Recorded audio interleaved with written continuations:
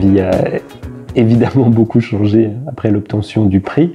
Pour vous donner un petit exemple, j'avais acheté une maison 2 semaines auparavant. Le remboursement de ma dette, de mon emprunt est devenu tout de suite beaucoup moins inquiétant. Et puis aujourd'hui, je suis à Sofia. C'est des invitations que je ne recevais pas avant.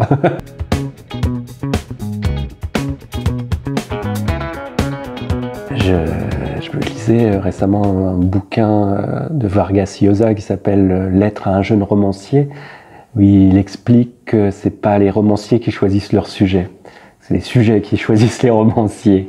Et ce sujet-là m'a choisi parce que j'ai été exposé à des situations où la différence sociale était blessante. Voilà, pendant mon parcours, des humiliations, des choses comme ça.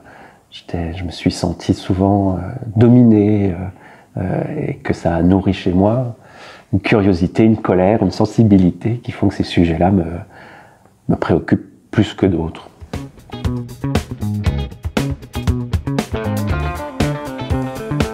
La France dont je parle, pour aller vite, je dirais c'est la mienne. C'est celle où je suis né, où j'ai grandi, où je vis toujours.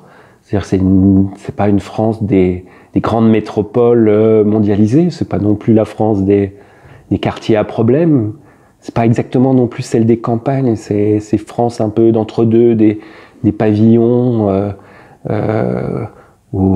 qui a été touché par la crise, qui n'est pas dans la misère, mais qui est quand même en colère et hanté par le sentiment du déclin. C'est une France qu'on a pu qualifier de périphérique, c'est un terme qui est beaucoup discuté. C'est la France où moi j'ai grandi.